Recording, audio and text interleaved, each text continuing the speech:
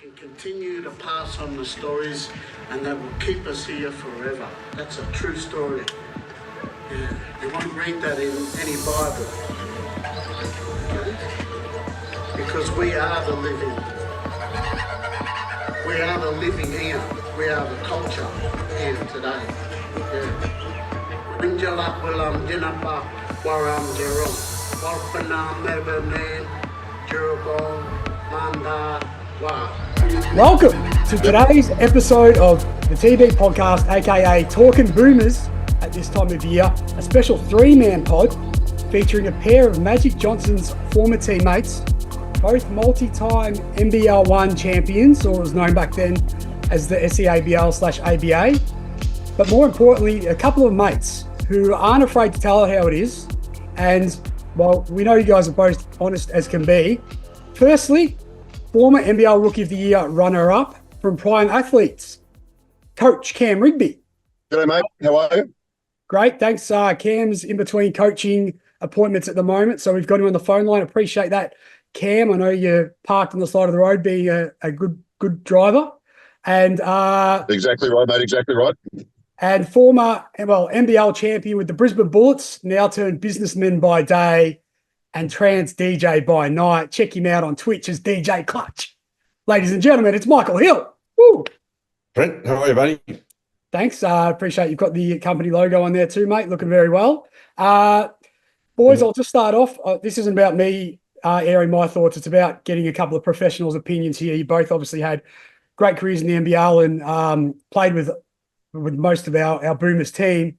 But personally, never have I actually felt I hated being right as much as I was last night. We liked Canada even before the tournament. I got a bit lost on the Twitter last night. I was in a bit of a glass case of international basketball emotion watching the Battle of the Commonwealth. But Canada covered the 5.5 point spread. They won it by 10 against the Boomers. It stayed under the total of 179 or 180, depending where you got it. It was 176. But really the story was the second half, which was Canada outscoring the Boomers 48-34. No, these are the two teams other than Team USA with the most NBA depth. Australia with 8 players, current players on rosters. That doesn't count the Paddy Mills free agent players. And Canada had 10. But Cam, let's start with you, mate. What can you give us some of the positives and what were your thoughts on the game last night?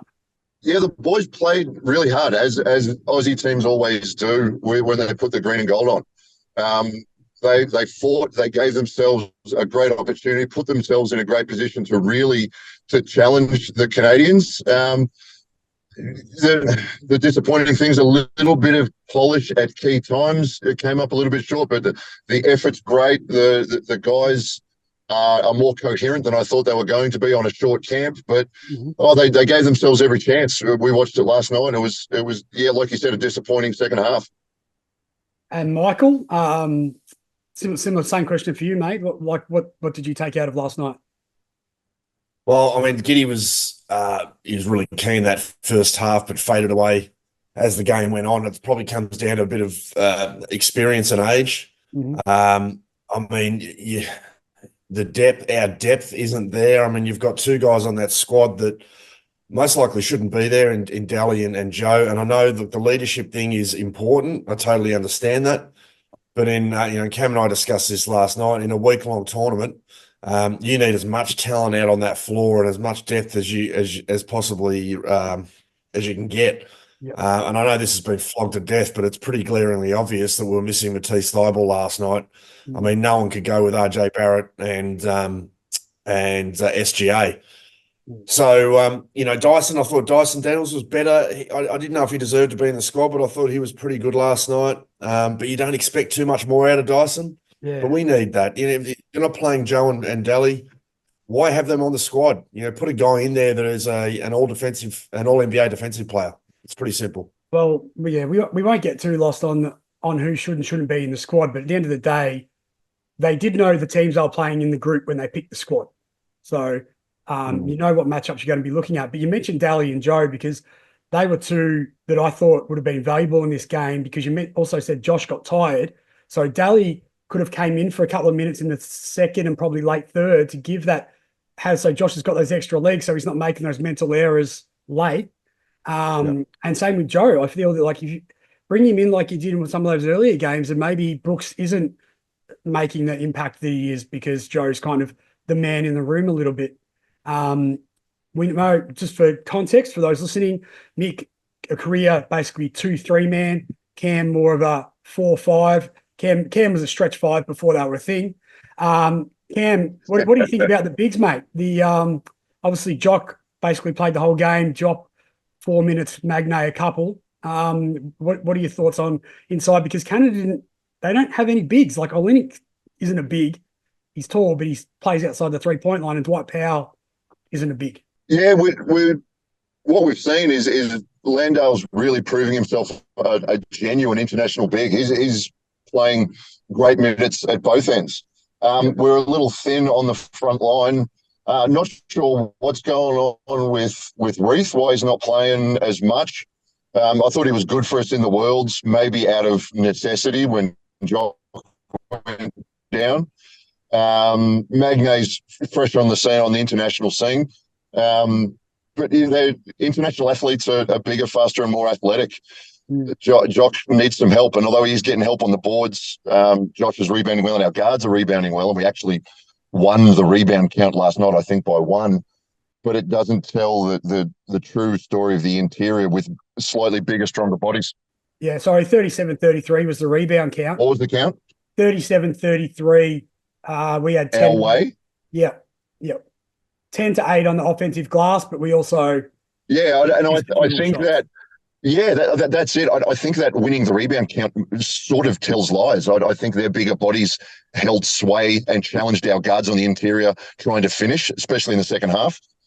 The old saying of little guys get tired, big guys don't get any smaller.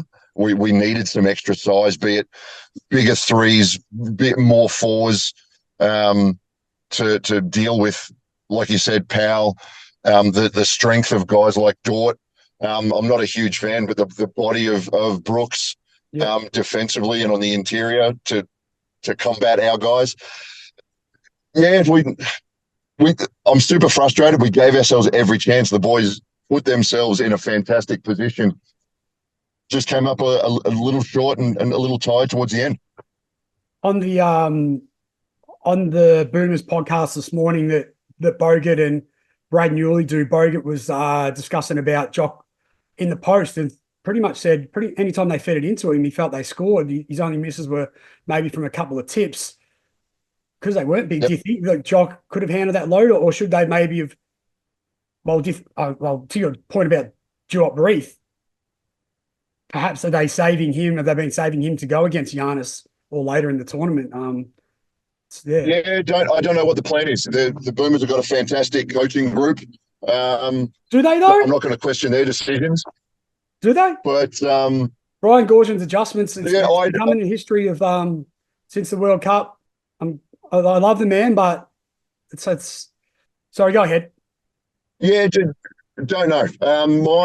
My concerns are more around the bodies we've got rather than the decisions maybe on the fly. We were a little undersized. You just break it up a bit there, Cam.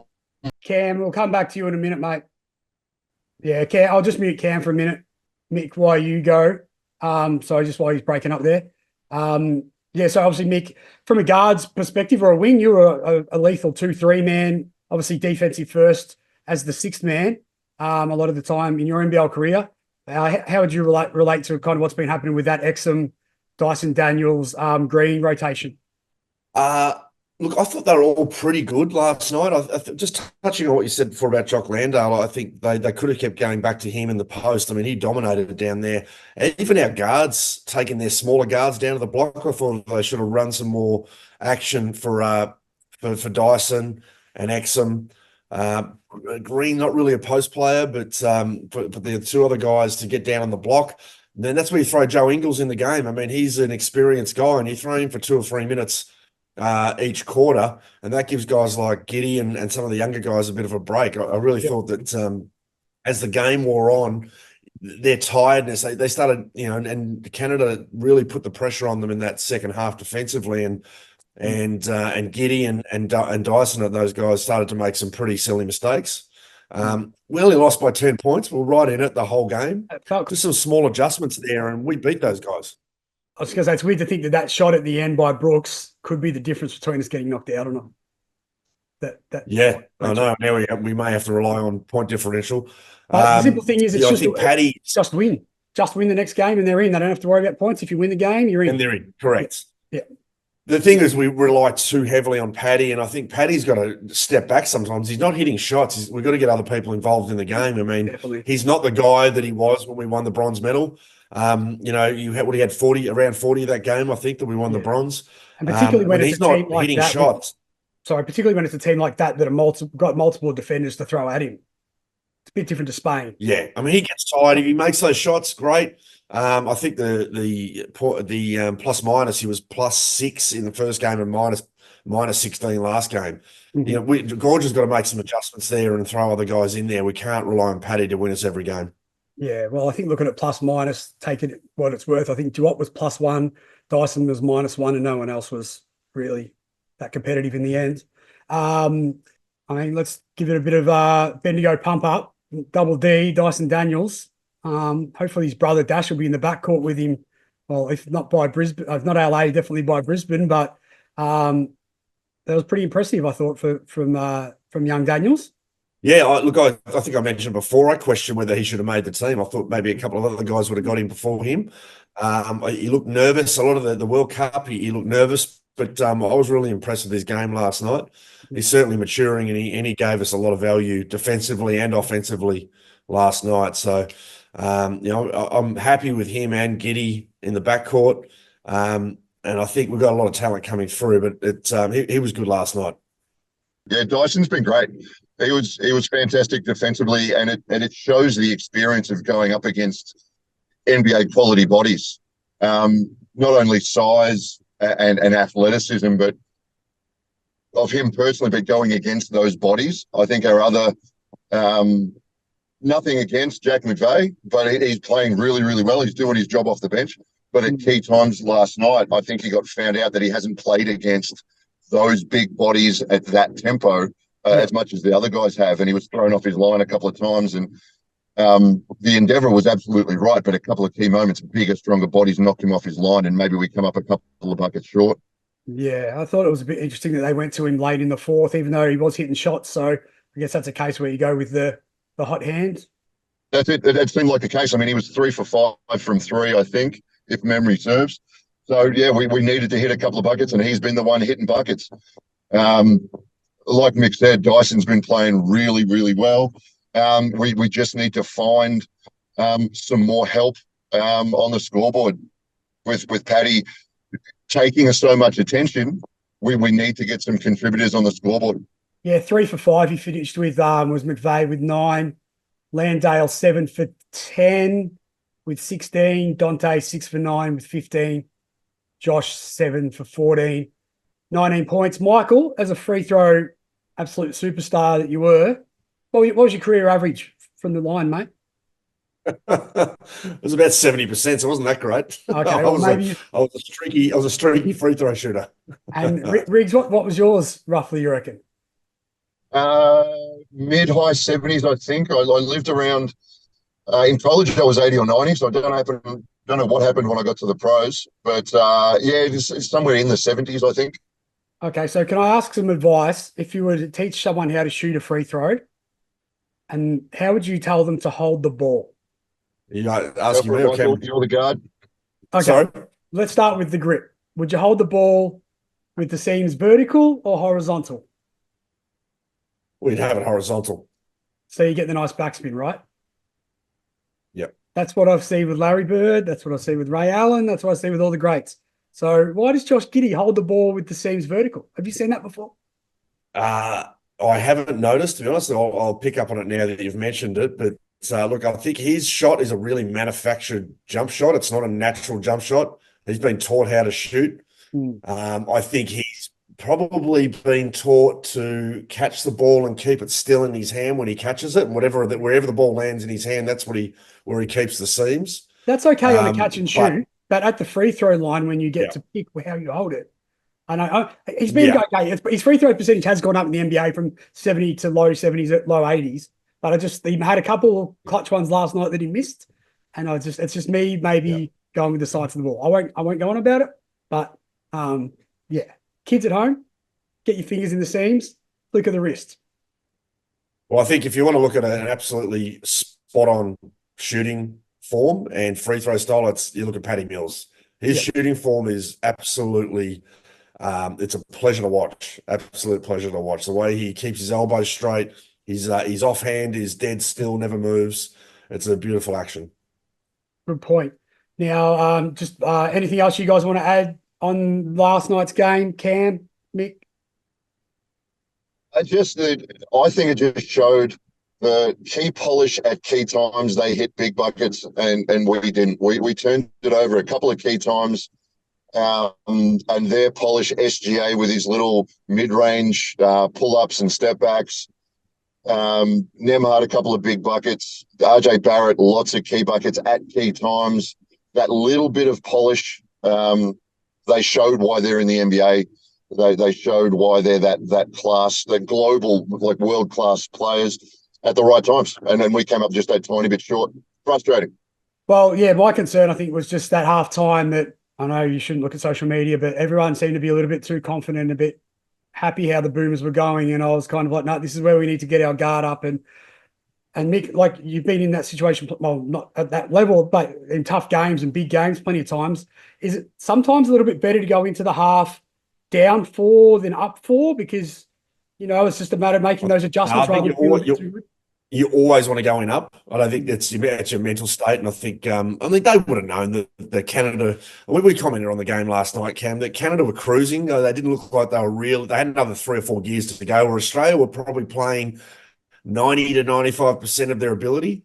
Yeah. And I think if the Aussies went in thinking they'd had that game won at halftime, then, that would have been a huge mistake. I don't think they would have done that. But again, Canada had another 2 or 3 gears to go. Well, and the other thing is, I call him Gen Z AI, as in the new Iverson is Shai Gilgeous-Alexander, and when you get him in 2 fouls early, you need to punish that team, and we didn't do that. 100%. Yep. We should have been taking him down to the block. We should have been exposing that. Yep. Let's move on to the rest of the tournament. I know you guys are pushed for time, so I appreciate it. Let's Cam. Going against Greece, what changes do you think we make, or what would you like to see from Brian Goorjian's squad?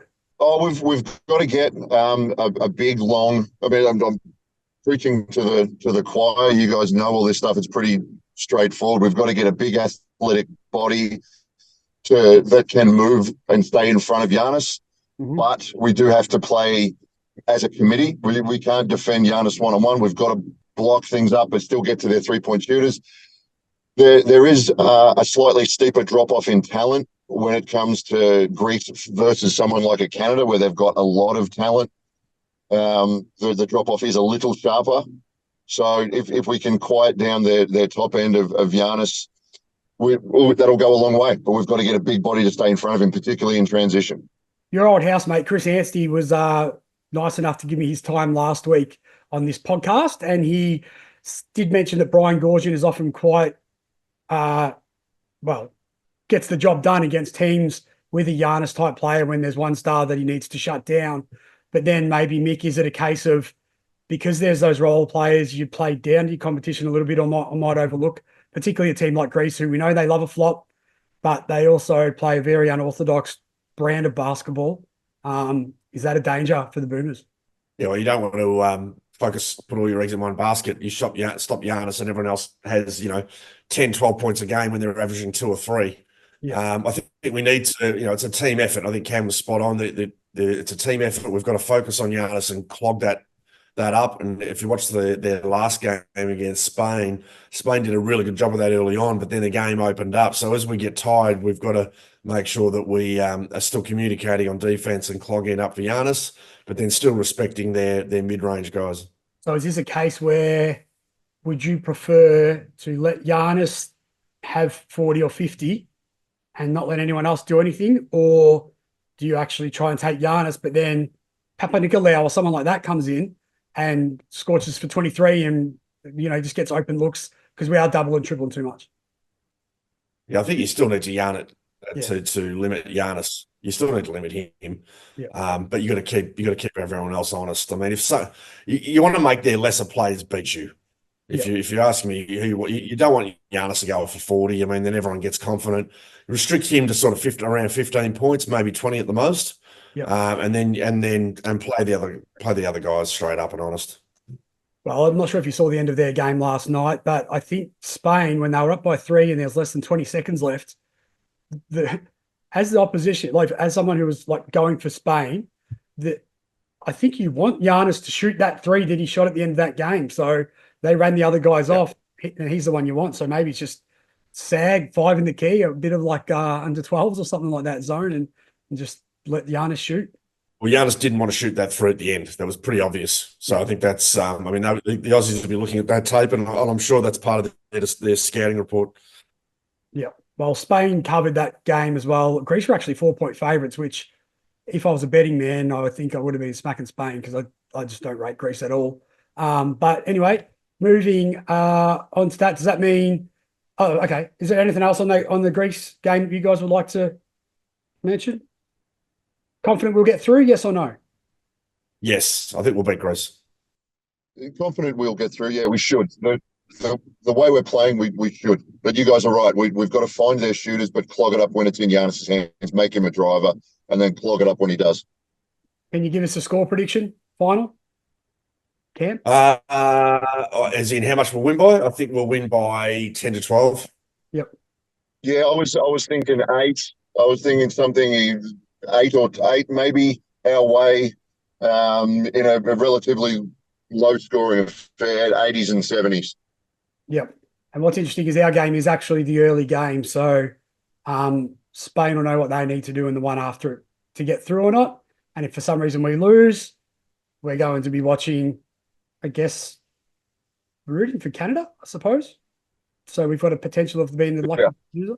Just any other observations on the Olympics in general? I know you guys got to go. We'll wrap it up in a couple of minutes. I'll wrapping it up now, really. But what any players, Cam, with you first, or teams you've really enjoyed watching?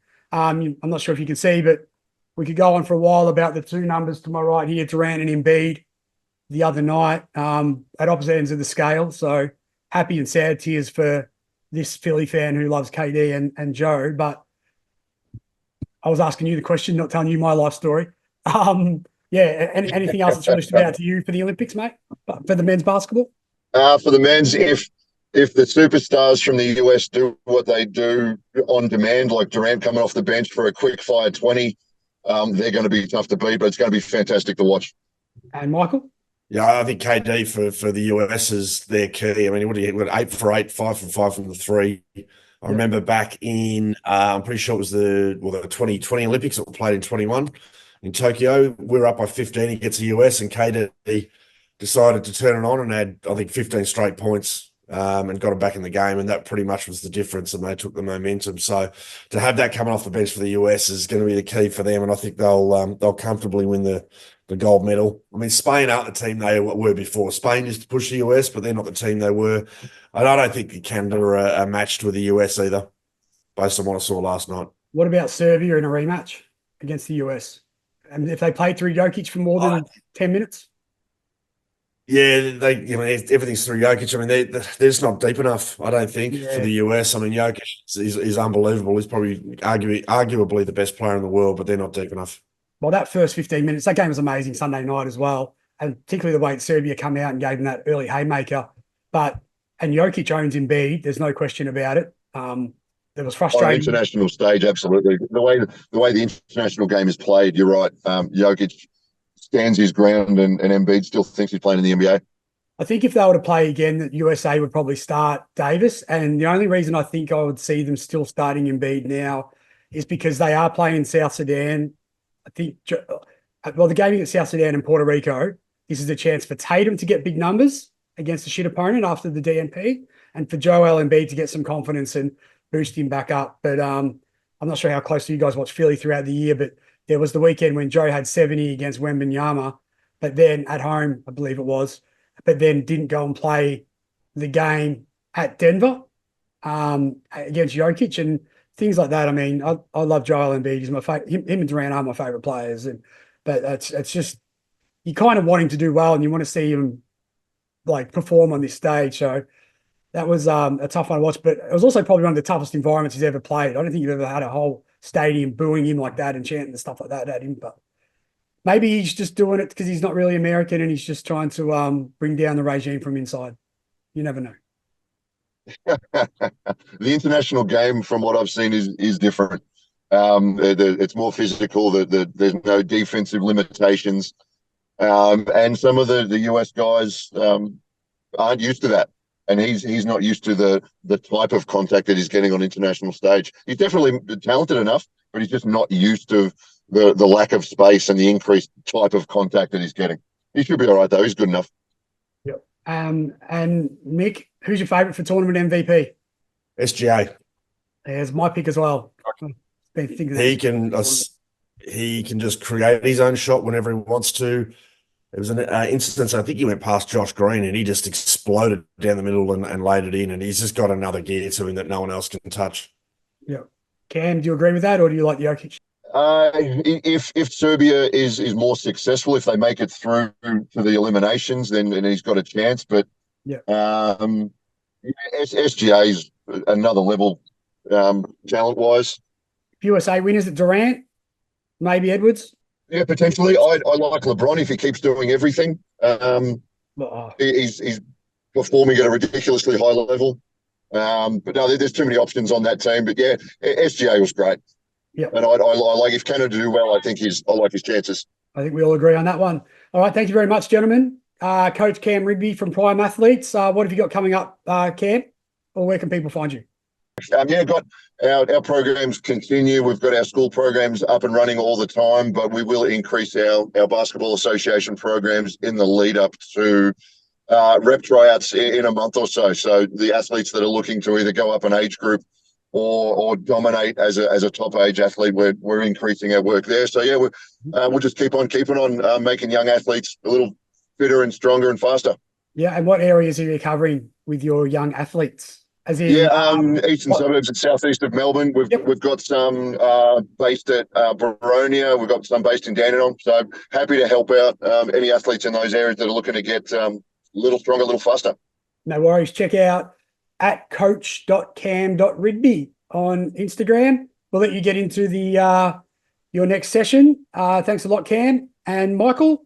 DJ Clutch, Noel Jones, Warren Turner. If anyone wants to buy a house, you are the man. What else can we say about you, mate? Well, mate, if you're wanting to sell, the spring market's starting to heat up now. We've got heaps of calls coming in. There's lots of buyers out there that are looking to buy despite the interest rate rises. Everyone thinks it's a really bad market at the moment, but we're still getting good results. So if you're out in the east somewhere or southeast, give me a call. Fantastic. And are you still playing some nice melodic tunes for people to serenade their partners with? Yeah, I'll get on Twitch every now and again. You try to get on once a week to stream some music, anywhere between sort of deep house, progressive through to trance, classic uplifting trance. So bit of a hobby of mine, and get doing a few gigs here and there in the city, which is good. So a bit of fun to distract me from all the work stuff. Fantastic. Well, once the Olympics is over, these Talkin Boomers episodes might go back to the techno beat like it originally started back in the day, and we might have to get you on to just talk tunes for half an hour with us, mate. Sounds good, mate. And you can find me playing at the new Soundbar in Bendigo at 10 p.m. on August 10th.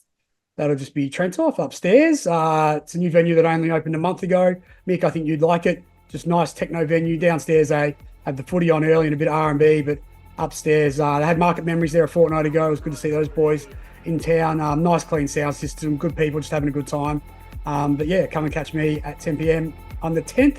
Or you can also find me on SoundCloud, Trentoff Music or Trenton Off. All right, thanks guys.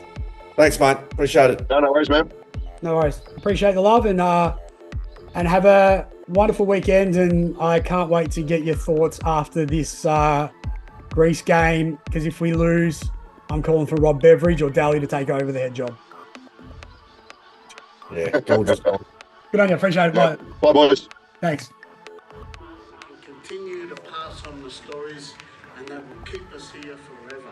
That's a true story. Yeah. You won't read that in any Bible. Okay?